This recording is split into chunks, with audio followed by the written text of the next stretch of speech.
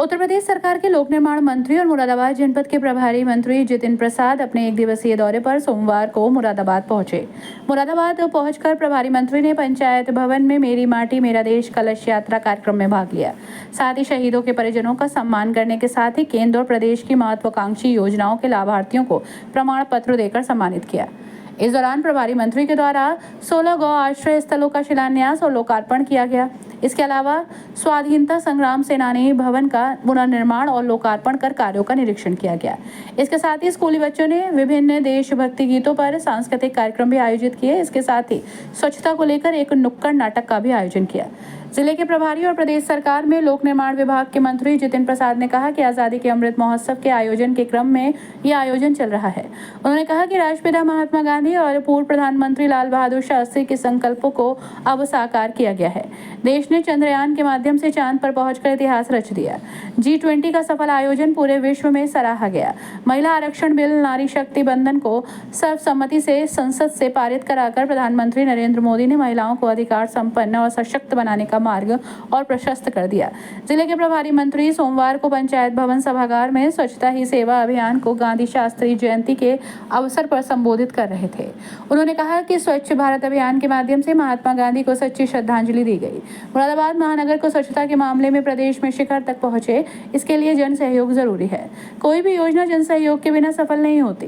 आज प्रदेश देश के अग्रणी राज्यों में शामिल है और जल्द ही देश का नंबर 1 विकसित प्रदेश होगा। उन्होंने कहा कि लाल बहादुर शास्त्री के जय जवान जय किसान के नारे और संकल्प की देन है कि आज पूरे विश्व में भारत का अनाज भेजा जा रहा है। उन्होंने जिलाधिकारी मुरादाबाद की भी जमकर प्रशंसा की।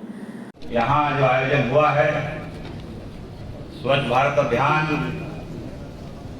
और विभिन्न कार्य योजनाओं का जिसका शिलान्यास लोकार्पण किया गया है, हमारे बीच में हमारे बहुत ही कर्मठ विधान परिषद के बहुत सीनियर मेंबर माननीय जयपाल सिंह बैस जी, आज हम जब यहाँ एकत्रित हुए हैं, ये आज़ादी के अमृतकाल का जो अवसर है, इसमें गांधी जयंती की तो मैं आपको शुभकामनाएं देता हूँ।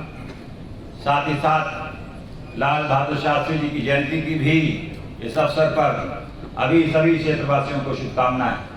ये हम उस क्षण में यहाँ उपस्थित हैं जहाँ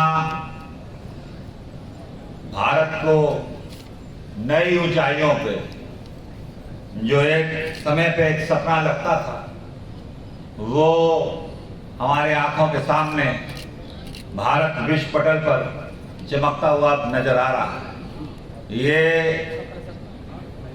जो गांधी जी, उनके विचार, शास्त्री जी, उनकी सोच, उनकी कार्यशैली और जो उनका लक्ष्य था और जो उनका उद्देश्य था जीवन का, वो आज दिख रहा है कि पूरा भारत गर्व से जिसका सीना चौड़ा है। चंद्रयान एक तरफ चांद तक पहुंच गया भारत, दूसरी तरफ इसी महीने आपने देखा G20 का आयोजन, जहां अमेरिका से लेकर जापान तक के राष्ट्रपति और प्रधानमंत्री भारत की धरती पर नजर आए और भारत की जो भूमिका रही वो किसी से छुपी हुई नहीं। और तीसरा, इस अवसर पर एक बहुत महत्वपूर्ण कार्य प्रधानमंत्री जी द्वारा एक निर्णायक फैसला लेके जो महिला आरक्षण का जो अभी तक सिर्फ चर्चा होती थी, उसको भी धरातल पे उतारकर संसद में एक स्वर पे पारित कराकर एक इतिहास बनाना। और ये कोई मामूली बात नहीं, ये सभागार में तो दिख रहा है मुझे कि अच्छी खासी महिला भागीदारी है, मगर जब आने वाले समय में, अभी तो ये मंच खाली है, मगर प्रधानमंत्री जी ने ये सुनिश्चित करा दिया है कि जब भी मंच पे कुर्सी लगेगी तो 1/3 महिला भागीदारी होगी इस मंच पे।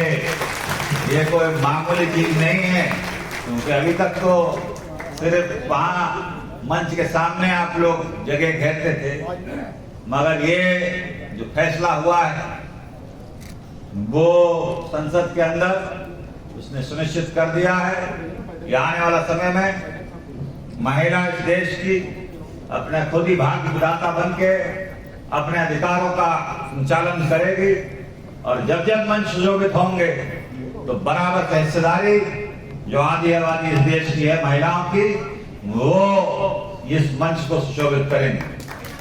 तो आज गांधी जयंती के अवसर पर उनके मूल, उनके आदर्श और उनके जीवन से जो हम प्रेरणा लेते हैं गांधी जी के, उनको भी याद करना चाहिए और करके उस पर अमल भी करना चाहिए।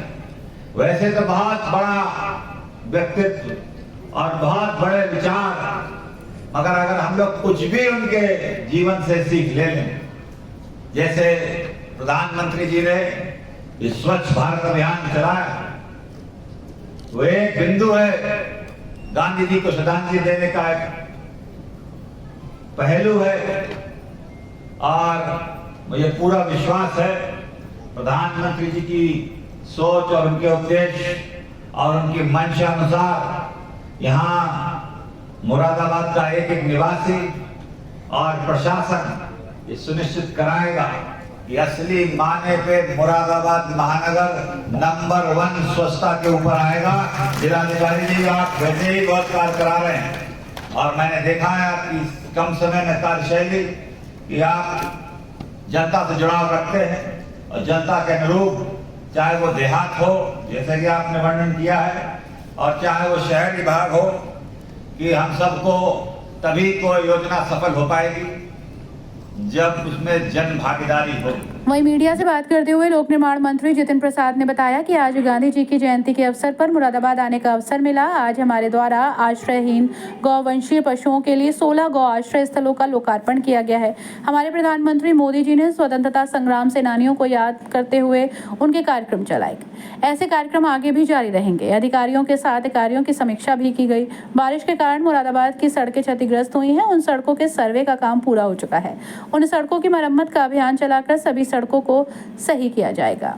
गांधी जयंती के अवसर पर मुझे मुरादाबाद जो प्रभार क्षेत्र है आने का अवसर मिला है। विभिन्न कार्यक्रमों का आयोजन किया गया है। यहाँ 16 ब्लॉक में गौ आश्रय स्थलों का भी शिलान्यास और लोकार्पण किए गए हैं। हमारे जो मेरा देश मेरी माटी प्रधानमंत्री जी का खास अभियान हमारे स्वतंत्रता संग्राम सेनानियों को जो याद में उनकी कार्यक्रम चलाया गया है, उसके उपलक्ष्य में भी यहाँ कार्यक्रम किए जाएंगे और विभिन्न अधिकारियों से भी यहाँ समीक्षा की गई है जो विभिन्न विकास की योजना है और ख़ास तौर से जो लोक निर्माण विभाग के सड़कों का यहाँ पे बारिश के कारण जो क्षतिग्रस्त हुई हैं सबको निर्देश दे दिए गए हैं। सर्वे पूरा हो चुका है।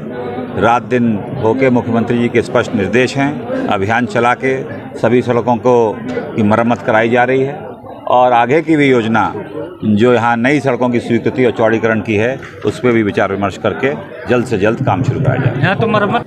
वहीं जिलाधिकारी मानवेंद्र सिंह ने कहा कि हमारे जनपद में पिछले 2 दिनों से स्वच्छता ही सेवा का कार्य लगातार चल रहा है। मुरादाबाद जनपद में किए जा रहे कार्य से भी प्रभारी मंत्री को अवगत कराया।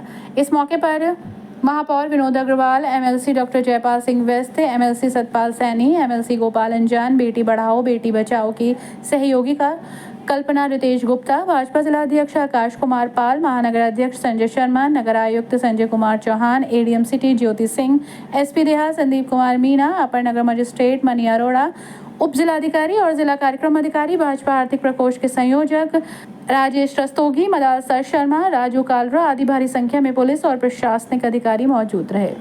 मानभाव कार्यक्रम चलाया गया है जिसमें अभियान चलाकर हमारे जनपद में लगभग 1 लाख आयुष्मान कार्ड बनाए गए हैं।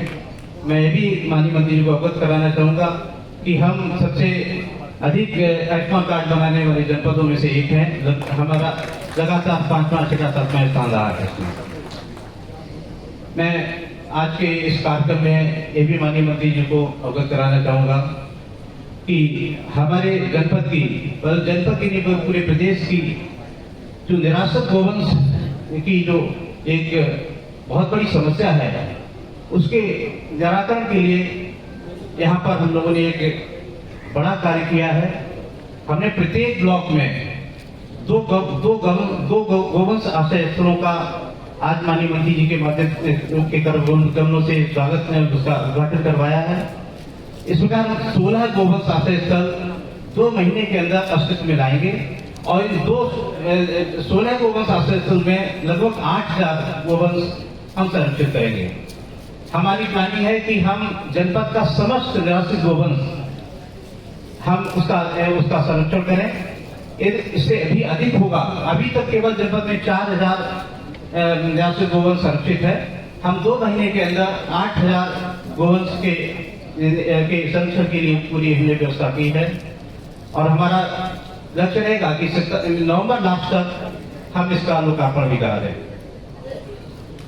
ये कार्यक्रम विभिन्न योजनाओं में आए पैसे के अभिसरण एवं CSR फंड के माध्यम से हमारे कराने का प्लान है।